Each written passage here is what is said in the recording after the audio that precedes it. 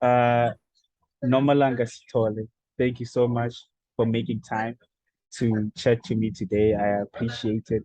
I understand that you're a very, very busy lady. So how are you doing today? I'm well, besides the fact that it's blazing hot, and I attended an online session between 2 and 5 this morning. So it's the heat, it's the tiredness, but I'm good. I see that as a blessing because you're working. You are booked and busy, you are involved, and that's a good thing. But before we get to, your work and how busy you are, who is Nomalanga Sitole? For those that might not know. Well, Nomalanga Sitole is a lot of things. I am a hustler, I'm an entrepreneur in the public speaking space. So I do a lot of gigs for corporates, for individuals, for government, be it online, face to face, hybrid. But the girl you see on your screen today is somebody very loud, outgoing, but funny enough, also very introvert. It depends on the spaces I'm in, but a lover of life, and most importantly, I'm a change maker. Everything that I do, I always want to just focus on how do I make the life of the next person different? How do we transform? How do we inspire? How do we empower? Because at the end of the day, we don't live as an island. And so my heartbeat is always around change, transformation, empowerment, and getting you to be your best self the best way you can. I think it's interesting what you do and how did you get into it? Because especially, corporate MC, a lot of people, when I think about MC, for me, it means a totally different thing. Because I follow hip hop, I follow presenters on Right, stages and all that stuff. But I'm not really right. too familiar with the corporate side. And how does Mhm. one get into that? So, quite honestly, I've been doing this for a very long time. At the age of 18, I had the opportunity to just be on a TV show called Teen Scene for teenagers. And for me, really, I just finished school. It was an opportunity, took it on. And fast forward, I found myself just being an MC at corporate events in the corporates that I worked with. So they would allow me to do the events.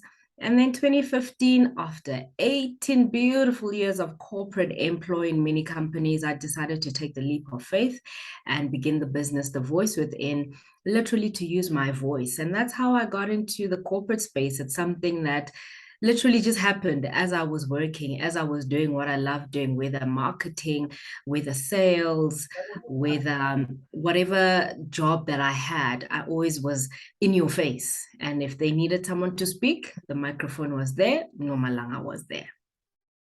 20 years in the game. That's crazy. It is. It's oh my gosh, Andile, when I think about it, I was a kid when I started. For me, it was, you finish school, first thing comes up, you take it, then you go into EdCon. So literally I was doubling. I was already hustling as an 18-year-old, if you actually look at it in hindsight. What are some of the highlights when you look at the past 2 decades? What has been some of the highlights? Can I scream? So I've had the absolute opportunity to MC events where there's Mafikizolo, where there is, the famous people, Mandoza, Malaika, in my hometown. And so those just opened me up as well, just to the, I guess, the entertainment industry. So everybody says, but how did you get into that? And I just say, I love the entertainment industry. This is who I am. Ngumuntu wabantu. I always say to people, I love people. I love making sure people are having a good time. So those have been some of my highlights working with government entities. I MC differently. As a corporate MC, we are allowed by protocol to say thank you to government dignitaries when they've done their speeches. So I get to dance with them. I get to just make life and light with them. And so those are some of just, the highlights I've had, and just doing gigs as well that position me globally, not just in South Africa, but also in the world as well. Um, when we get to terms, you are a business to business facilitator. Yeah. That's a bit confusing for me. What is, because when I Why? think about, I mean, business to business, it's like I feel like someone that facilitates businesses, but I'm Uh-huh. not sure exactly how. So, can you just explain to me what that is? So I'm a business and I do business gigs. So businesses are talking to their employees, they're talking to their people that they would like to get onto their books in terms of potential customers. They're talking to their customers. So at the end of the day, I'm literally just bringing businesses together and showcasing, help them showcase to each other who they are and what they do. So for example, when you do awards for multi-billion dollar corporates, like in the construction industry. So it's other industries seeing what's happening in that industry and coming together as businesses. And I'm the ham in between the sandwiches and making sure the rama, as we call it in South Africa, making it all come together. Okay, okay, okay. I got you. I got you. So being Yeah, in that position, you're obviously exposed to a lot of businesses, obviously, and you get to yeah, see where global companies are taking their brands. You get to yeah. understand where the world of business is moving. Can you share some insights? Where do you think is the future of business when it comes to South Africa? Like, what are some of the trends that we can expect? So for me, South Africa needs to open her wings. There's a lot going on outside of South Africa. And I'm a storyteller, so I just want to give you a little bit of a preamble. I also go into schools and I facilitate and Okay. inspire grade 12s, help them with their personal development and their career choices. So last week I went to a school in Herkport and I'm asking these kids, what do you want to do when you grow up? Now I want to be a teacher. Why do you want to be a teacher? Because it's easy. And I'm just like, okay, that's not the Oh. way to think about your career, and teachers are in the room. So I'm like, teaching is not just a career, teaching is a calling, and then I had one girl, let me tell you, I've never heard of this what you call a job or work. She wants to be a financial advisor to people who are doing policies. I'm like, heaven, what is Mm. that? Tell me what's going on, And she I don't know if she was shy or it was a big word or a big career that she'd heard about. And she thought, I mean, I do left, I'm going to do left. But why am I telling you the story is that in South Africa, we need to understand what's going on in the global scene, in the world out there, understand how we can go out there, learn the skill sets that are out there, and bring them back into Mzansi. And let's make a Mzansi that works, a Mzansi where we can create our own energy. I mean, hello, load shedding. Mzansi where we can manufacture, solar panels where they're not imported. We do them here, and please don't steal them in Mzansi because we still need light. So for me, South Africa really needs to open herself up and don't be so, this is what we do and this is how we do it. I was just reading before the interview, Dubai, UAE has got now a golden visa that gives you different categories of, going to learn and give your skill set. And so allow yourself, South Africans. I always say to the kids, please have a passport because when opportunities come, you need to be ready. And our teenagers, our young kids are the ones that are going to make Mzansi work. So please, if anything at all, go and expose yourself to what's happening in the globe. In the advent of COVID, we've gone online, we've gone Mm. hybrid. You need to be able to technology, make sure you are aware of what's going on technologically. They keep saying that robots will take our jobs, and I'm fighting that. And I'm like, no, guys, we still need to work. And so that's what I want to say is look at the trends out there. It's all about digital. It's all about AI. We don't want to talk about that, but it's real artificial intelligence, and it's all about just making everything work. Mm. Collaborate. I'm an entrepreneur. We get told you have to collaborate. So please, Mzansi, go out to the borders, out of South Africa, and let's see what other people are doing. What is it that makes them tick? What is it that makes mining tick? What is it that makes whatever sector that you are interested in tick? Wow. Thank you so much for those insights. I love the story of that little girl. I hope she gets to do what she wants to do. You Trust have me, a I'm going to mentor her and make sure she understands what she wants to do. So yeah. That's amazing. That's amazing. Changing one life that has a ripple Yep. effect can change many lives. So yeah, That's it. what inspired your booklet? be authentic, be bold, be you. I know it's like self-explanatory, but I want to get into the mind of like the author. Right. I actually thought I had it here. So for me, end of each year, I would sit down, go about December, November, and say, okay, so Norms, what's happening next year? What inspires you? And I used to watch a lot of CNN, all the different, news channels outside of South Africa. And I'm just always inspired by what people do, African voices, creation, what are other Africans doing? And so for me that year, I really just felt that with the advent of social media, our young kids think social media is the end all and the be all of life. They look at you, Andile, they're like, oh, I want to be Andile. Andile's doing the greatest thing. I want to be like, Queen Bee. I want to be like whoever.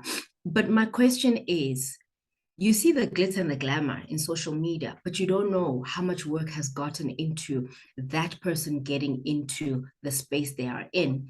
And so when I was in corporate South Africa, I was privileged to be part of a company that used to sponsor youth leadership programs in collaboration with another business to business yet again.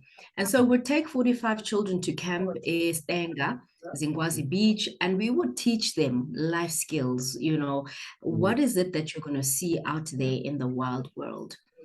mm, And so that booklet was really driven by that, what I was experiencing with these young people, experiencing, there was a day or a night we were talking about, is social media good or is social bad? We had 50% of the room good and 50% saying it's bad. And so for me, that book really said, okay, hang on. We all have been given gifts, talents, skill sets by God. What are you using them to do? Right? mm, Stop wanting to be like the musicians and the famous people because they are living out their purpose and their destiny. And mm, so I found kids are struggling with authenticity, being mm, real. Who's the real Andile? What makes Andile tick and why does Andile do what Andile does? mm, And so the booklet came about because of that. And the four topics are authenticity, your mm, confidence. A lot of our children are struggling with confidence based on how they are raised, based on a child must be heard, seen, and not heard. So they don't speak. So the confidence levels are shot down. And so for me, that is a key thing. Tell your story unapologetically. I am telling my story. Andile tells his story. Other people on the platform that come here tell their story. And this is a quote that I wrote personally. A nugget of your truth can propel someone else to live out their destiny and their purpose. So I'm mm, encouraging our African children to tell their stories. Don't be shy. Let's be vulnerable. We all didn't grow up with a silver spoon or a golden spoon in our mouths. Your mm, story could change the life of somebody else. And lastly, the fourth topic is you're a brand. Our mm, young people need to understand how they take care of themselves, how they present themselves at school, at home, in the society, in the marketplace. People will judge you according to what you present. And so those are the four topics that came about. And then I entitled the book, Be Authentic, Be Bold, Be You. Because if you're a counterfeit of somebody else, when, penny comes to driving and you can't authenticate someone else's life, who are you going to be? That's powerful. And I saw that quote on your website, and I love it. Yeah, Okay, so you've had many awards and accolades, throughout your career. But I want to speak about yeah. the one that means the most to you. And I know awards are like kids, you love everybody, but which Yeah. one do you feel like, Wow. okay, no, yeah, This is the one. that's the one, yeah. Look, Andile, you put me in a tight spot. All of them are the one, but the first one, I'll tell you about two. The first one, 2015, ZAA Women Entrepreneur of the Year. I think for me that year, I just stepped out of corporate. In March, I stepped out of corporate. On the 20th, I said goodbye to a fantastic 10 and a half year career in banking. And I was like, okay, I'm going to do this thing. I'll be emceeing all day, every day. That was not the reality. However, those that had been watching obviously had been seeing me working my way up, even whilst I was in corporate.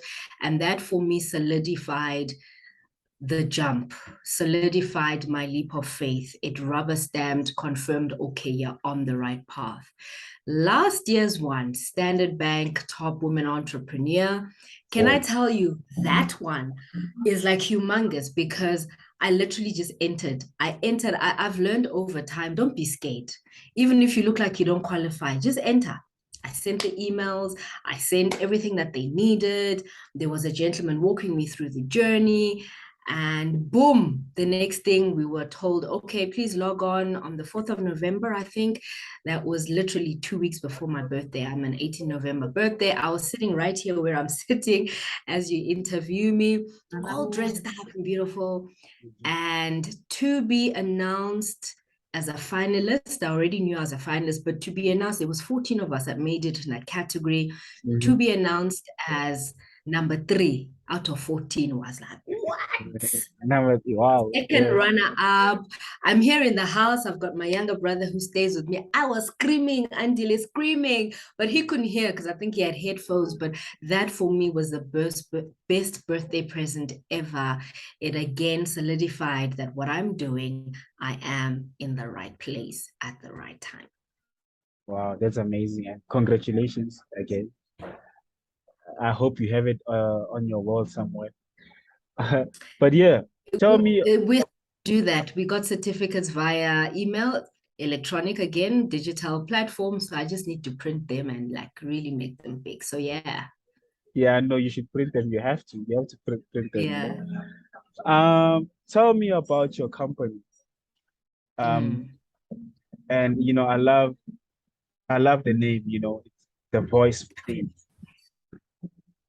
What do you guys do exactly? If you had to like, explain to corporate and to Right. kids.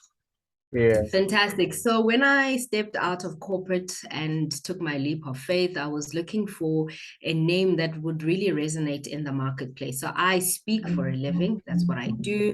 But also as part of the company, we offer services that are in the public speaking space. So we're the MC, facilitator, voiceover artist, inspirational speaker, all of that good things. But also because I come from an eventing perspective, when I was in corporate, I was in marketing, we did a lot of events. And so I just combined that expertise together.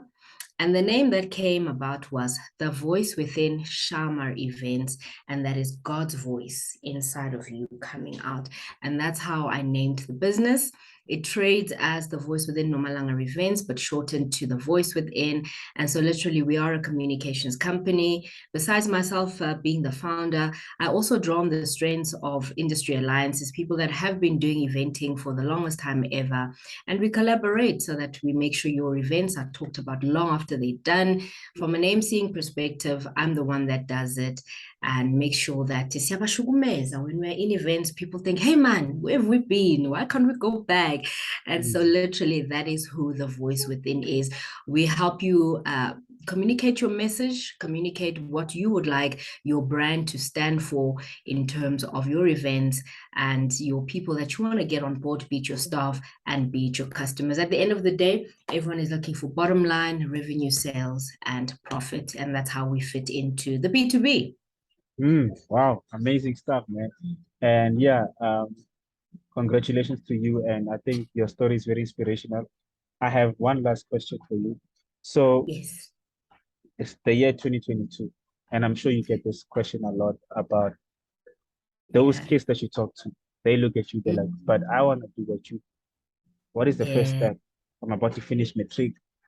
What is, or Mm. even if, let's say, I'm in corporate, doesn't matter how old you are, what is the Yeah. first step? For me, I always say, what is it that does not make you sleep at night? In the career that you are choosing, what burns inside of you? What pain point are you relieving? Why are you doing it? Simon Sinek talks about the power of why. So a lot of kids just choose academia or us as creatives because it looks easy, it looks nice, there's a lot of money. But I'm challenging the status quo. When you do what you do, please do it because it's something that you're passionate about. Please do it because it's going to change lives, not just your life. make sure that you research your industry. A lot of us got into industries thinking, I know who eats yongena nje. And then you realize, actually, no. Understand what your industry wants, understand what your industry is looking for. And I think now the government is also trying to do something very different to say, what are pressing skills that are needed in South Africa, right? Mm. So are you going to align with the pressing skills, the critical skills, as they call it? And if you're good at that, follow that. Follow that. I always say, follow your heart. Your heart's not going to lie about what you want to do. There are many people who are accountants, actuaries, earning lots of money. But the question is, are they happy? At the end of the month, they're like, yo, I'm tired, I'm this, I'm this. I always say, follow your passion, follow your heart, because what you do will always impact the next person. It's not about you. You're not living on an island. I always say to the kids, somebody needs your expertise, someone needs your talent, someone needs your God-given skill, your gift. There are kids that I find many years ago, the one said, I am a comedian. And I said, are you making money already? He says, no, I do the jokes at school, got it sharp. Follow that. So go and look at your industry. I was saying to the kids last week, have you gone and checked on the socials who's doing what you are doing? How Mm. are they doing it? Understand how they DM them. They may not respond the first 10 times. They may only respond in the 200th time, but the fact is you're doing your research and following and have mentors, people who are already working in those industries. They will tell you what's going on. They will tell you the do's, the don'ts, what's good, what's not good, and then you make a very, very educated and wisdom-filled decision. Let's not do because it looks nice. Do because it's in your heart. You are able to do it. And whatever you do that is your passion, trust me, even when you're not getting paid, you will be fulfilled. Does it fulfill you? And I think I've gone about it the long way around, but I always have to just give as much as I can when I can. And so that our young people really get to know the right and the wrong and the ins and outs of their career choices. Wow. I love that. I love that. Thank you so much for your time, for your inspirational story. And I love documenting stories like this because I know I'm gonna put this out and it's gonna be there. And many years to come, Yeah. people are gonna research, find this nugget of an interview. Is there anything else that you just want to say that I might have missed to that you feel like the world needs to hear? Man, live your best life. If COVID taught us that, live your best life, and your best life is going to be different to the next person. Don't look at the Joneses. Focus on where you are at right now. A lot of us are thinking of the future, but what are you doing now? My older brother always says to me, be conscious, be present, be joyful. And that's what I want to leave my viewers, the listeners, because you don't know what tomorrow holds. The Bible even says tomorrow is not guaranteed. So what are you doing today? We always postpone. Now do it next week. If you can do it today, do it today. Like our interview today, load shedding could have caused us to move it and move it, but we've done it. It's done. It's bagged. What are you moving on to in the next second, next minute, next hour? And appreciate life. Be grateful. Be absolutely grateful for where you are, what you have. You may not have everything you want, but the fact that you're alive, you are breathing, your senses are working. Gratitude for me is a very big thing because somebody didn't make it this morning and someone's not going to make it home tonight. So live your best life. I love that. I'm gonna end it right there. I don't want to ruin it. Thank you. Yeah.